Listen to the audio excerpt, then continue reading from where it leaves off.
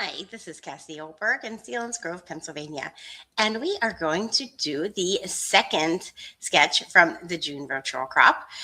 I just love this one. I love the way my layout that I did turned out, and so hopefully I'm going to love the second layout that I'm going to do. I'm going to show you what I did the first time around. I'm just coming off of a week-long crop. It was my first 7-day crop, and I actually sat down and cropped with the girls for some of the time, and that was delightful. So let's head on over and see how this turned out. So this was my first layout I did using the new studio system, which I love. And I had fun flipping my papers around and just getting it exactly the way I wanted it. And this is the new medieval collection, which is just perfect. I am working my way through it, and I'm going to have just enough paper and stickers to get through one entire Ren Fair. So it's like they just knew exactly what we needed. So let's look at the sketch, and then we're going to do another variation. So I thought it'd be fun to see what I did first time around, and then what I do second time around. So this was the sketch, and it had these two ripped areas, and it just had 2 pictures. And you know, I'm not a 2-picture girl. I mean, the least I do is 3. So you can see there are 3 pictures on each page. And I just varied it up a little bit by eliminating one of these. So I did top and bottom on opposite sides, and then I just gave it a simple border on the other side, and the stickers were perfect for that. And then I matted my pictures, and I added a few extras. And it was very simple. This is actually Fast to Fab page, and I'll show you what these Fast to Fab pages look like. So this was already part of the page, which was nice. So let's hop over to what we're going to do today. So today's is going to be a little bit more in depth, but I think it's going to turn out super cute too. So this was just the one that I showed you was just this kind of a page, but with gray. So it had this here, and I just covered it up with some paper. And then I used the background. So that worked out really, really nice. Okay. This one we're going to add a little bit more of a border to. It's going to be a little bit, tiny bit more in depth than the last one. So the first thing we're going to do is pull our trimmer over here. And I don't know if you do CCI with me. It is a really, really super fun class. But Lanita did a tear with a flare, which was super fun. And it made it so that, you know, we just saw all different ways to tear. So we're going to use this trimmer to tear with. So I want to start it 3 inches here so that it can kind of rip up this direction. That's how we need to go to cover that up and get what we want. So let's see. 3 inches is right here. I'm going to measure. I can't see the 3 inches once I do that. Okay. 3 inches is right about here. And I don't need it to be exact. I just want it to be approximately. And then I am going to just squeeze this over, slide it down a little bit, because I want it to go to just right about there. And there's no exact here, guys. Wait, it's not going to tear how I want it to. I need the 3. Oh, I need this corner at the 3. Don't mind me. So I need this corner at the 3, so that'll be at 3. Okay. And we're going to pull this over, and we're going to tear. And remember, this does not have to be exact. I just want to be able to do my tear. And I need to make sure that I kind of go up and down a little bit. I can't just tear it straight down, because see, I started to do that at the beginning, which was fine. I wanted it that way at the beginning. But then as I come down, I'm going to give it more of a tear. So, and that's going to go over here. And then I need this piece to come over here. So I want them to be about the same height. So let's see what I did. Yep, I did it. I did 3 inches. So I'm going to come back over here, and we're just going to cut this at 3 inches. And then we're going to be able to use that tear for the other side.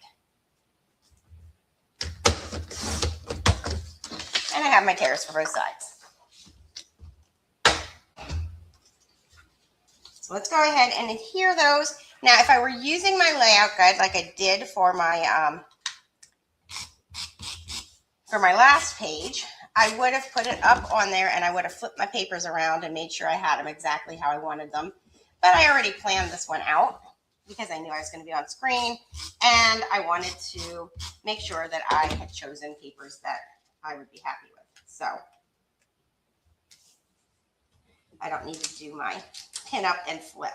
But it has worked out really well. Even if I'm not going to do the whole layout up there, I've been putting my pictures up there, and it gives me an idea of how many I need on the page. And then I flip through my sketchbook and I find a sketch that works with the number of pictures and the whether they're vertical or horizontal.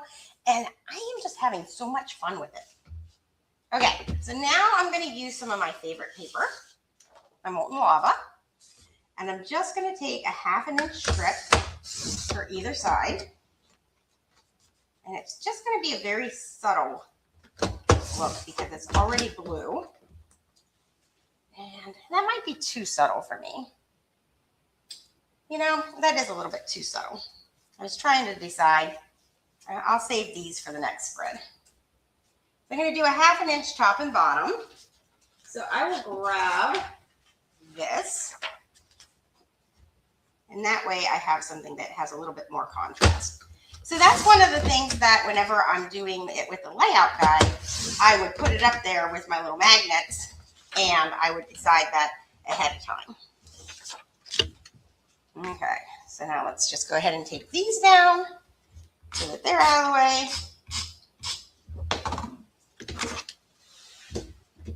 And I just want it the same distance from the top and the bottom. So I'm going to come over here and put it 1/4 inch down. And then I'll come over here and do the same thing. So I'm just using the mat that goes in the layout guide. So it doesn't have all the little lines on that side up there. So flipped it around so I could get it right. And there we go. Okay, so easy peasy. And now I'm going to add a little bit of a border right under there. And I have been loving this whimsical. It is just beautiful. And I'm going to punch on top of my leftover travel paper so that I can easily get it out of the way. And remember, when you're punching with these, this is the punch area. So I'm going to start at the black line. And I'm just going to punch across. And then since it's a repeating punch, it has a little triangle. And the little triangle is great because you can just line it up. So remember, you're going to line it up on the blue here, up top on the opposite side, and make sure your little triangle is there if it's a repeating one, because otherwise it's super easy to either speed past it and end up with rectangles in the center, or to double punch it and then it doesn't look quite right. So I'm going to flip it because you don't, I saw one of my gals this weekend doing this. She was trying to put it back in with the triangles there. You want to slice those off, or if you're just trying to do all your punching, you know, and not have to worry about cutting right then, or you're on camera so you don't want to take the time, or whatever your reason is, you can just flip it around and use the straight side whenever it's cardstock, because direction doesn't matter. So there we go. And now I can just quickly move this out of my way. And I have this for later, and I will cut the triangles off. Okay. Now these are going to peek out here. And I do like the subtlety of the peeking out of this. So I'm just going to pull this up a tiny bit and start it. And I'm going to microtip scissor it off when I'm done. Oh, I forgot. I wanted to make one more of these because it's not going to go, since it's diagonal, it's not going to go quite all the way. Because it's only 12 inch if it's a straight line. Okay. Tuck, tuck, tuck. I love the angles. I have to get my hips and head when I'm on camera. Hopefully you're not seeing too much at the top of my head. Okay. So, I got that down. I'll come over here and I'll make another little piece of one to go right there in just a moment. Now, if you wanted this to pop more, you could do it in the brown that I did at the top and the bottom. That would also look really nice. White would be a great option for here if you wanted it to pop a little bit more. I wasn't going for a huge pop. I just wanted something subtle to decorate it up. Plus, I wanted to show the technique of having to cut the extra border and go across. So where did I put that paper? Okay, so now I do have to cut my triangles off because I want to cut one more. So just that ever so slight amount. I'm going to grab my little trash bin. Get those out of my way. And then I don't even need quite all of these. So I'm just going to punch and punch. And that's going to be plenty. And then I'm going to unbury my microtip scissors. Snip that off.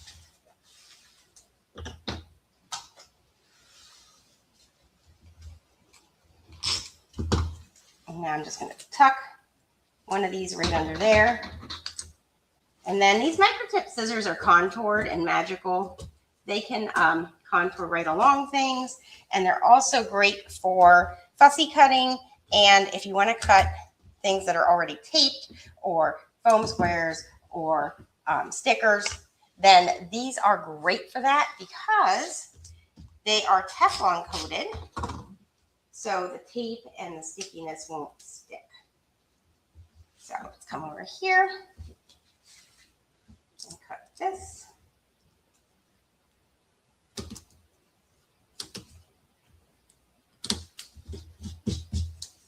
And then this one. And really, if you're trying to copy this one, I only needed one punch. I just punched two because I had it on screen and I didn't know if I needed one or two, so I just quickly did two. So now we're going to go over here. I want to map these pictures. And this one I started to tape down before I realized I wanted it for the presentation. So I'm going to map these pictures. Now, one thing that I like to do is, if I have, you know how sometimes you have a piece of paper and you like it, but it's not your favorite. So this one is, it's you know, okay, but it's not my favorite. And I keep opening these packs of paper because I love it and I'm using it for this whole album. So I keep ending up with these two sheets left over. So when I do that, I use the two map pictures and I pick a side and I map with it so that I don't have to keep doing it. So I'm going to go ahead and cut this at 6 1/4. And I'm just going to do a map section that goes completely across the middle of this page. So we're going to get it where we want it.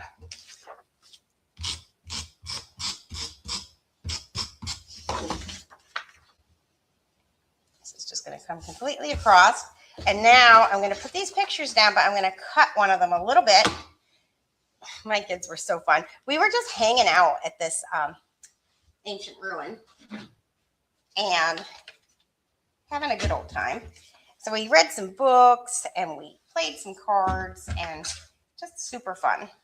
So let's see, 1/4 inch there and 1/4 inch there. So that's 1/2 inch. And 1/4 inch there and 1/4 inch there. So that's 1 inch. So if I cut 1 inch off of here, then I will have exactly what I want. I end up with 1/4 of an inch there, 1/4 of an inch there.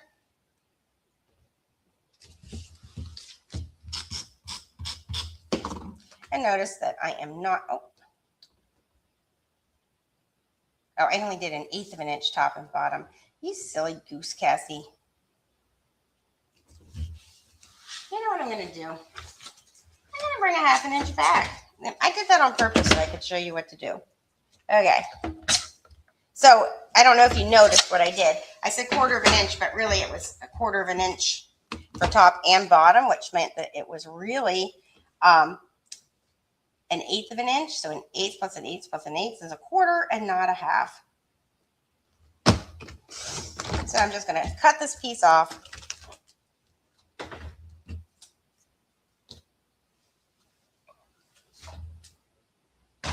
Maybe I'm going to straighten it up.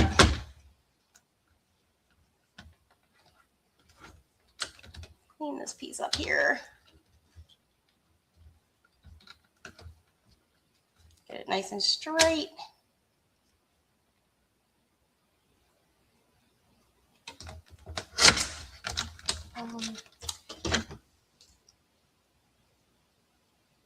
I flubbed it, guys.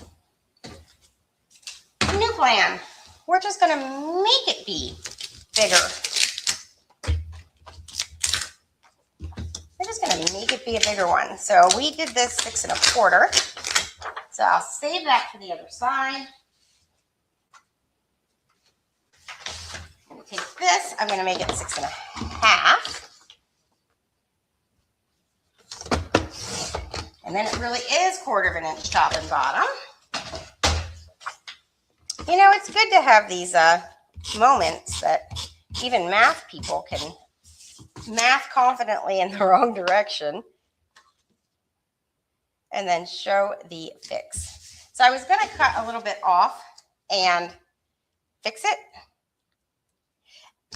but I cut it a little crooked when I went to do it. So instead, I gave myself a bigger mat, and that way it could be even all the way around and not have to worry about the fact that I cut the picture a little bit too much. The other fix would have been I could have moved this picture over to here and just started with another picture, but I kind of had a thing I wanted to do. I am going to tape this picture down, and then I'm going to peekaboo pocket these two whenever I go to, when I put the page protector on. So it's going to peekaboo up like that. So I really didn't want to ruin that for myself. Okay, so now we need mats over here. So they need to be 4 1/2 by 6 1/2 because I want them to match the other side. So get myself a few mats. I need 3 of them. Let's see. What do I have to work with here, people? Let's see, I gave myself 6 1/4 there. So I'm going to have to do 6 1/2 this way. And then 4 1/2 this way.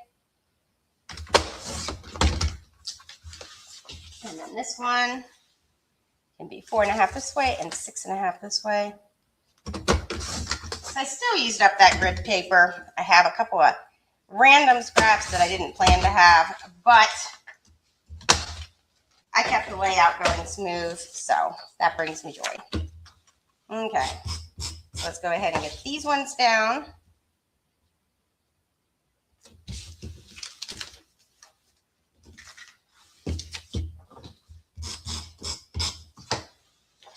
And if I had my layout guide, this is where I would put them up and decide exactly where I want the pictures.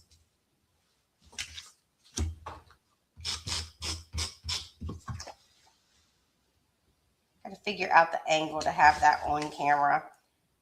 So now this can just extend across.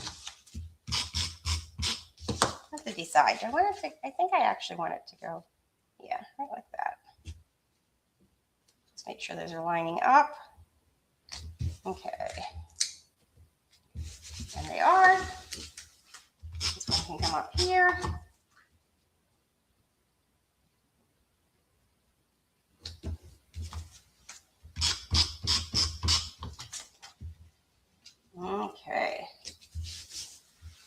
after that, I'm going to add some write-on. And a lot of times I will write on them first, and then I'll pull them apart. But I have determined that today I must have some inability to think straight.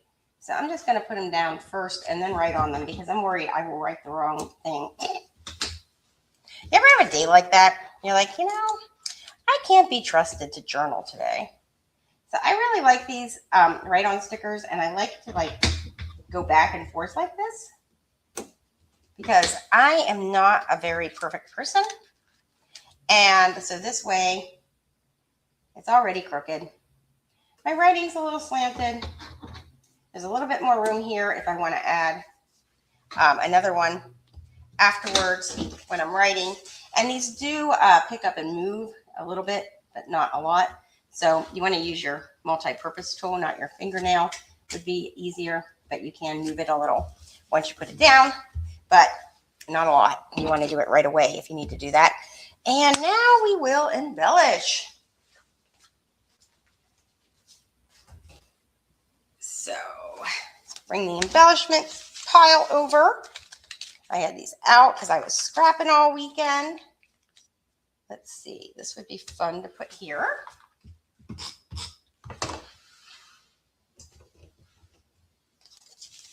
What else might we want? We don't need pine trees. Oh yeah, I just opened this pack and used one of them the other day. Let's see what we got in here. I like to keep all the matching things in my project folder.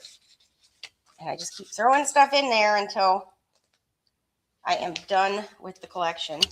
This was definitely a crazy fun day. I loved how we just decided we needed some time out and all chillaxed as a family. We had Skip-Bo in the car, and we got that out, and we were playing that, and we were just laughing and talking, and we just really needed a break. So we took it. Let's see. Will this pop a little better here? Yep, I think I like that. Maybe a little cloud here. It's fun to play around with what we have, right? Let's see.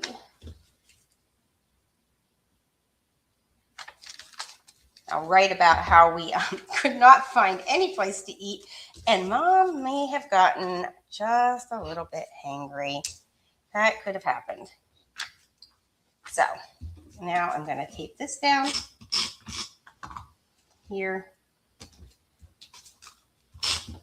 That's going to go there.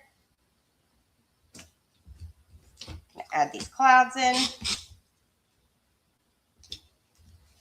I'm going to go ahead and add one of these clouds in. I'm going to put a plane flying through. And there we go. Just a crazy fun day with the Oelbergs. I got to tape this back down because I pulled it up to the border down. So there we go. Secure that. And then when I put my page protector on and do my writing, I will peekaboo this right here. And voila, double page spread done. So that was the one I did today. And here is the one I did this weekend. Lots of fun. Whoa, I scooted over, guys. Okay, I hope you have a fabulous day, and I will see you next week.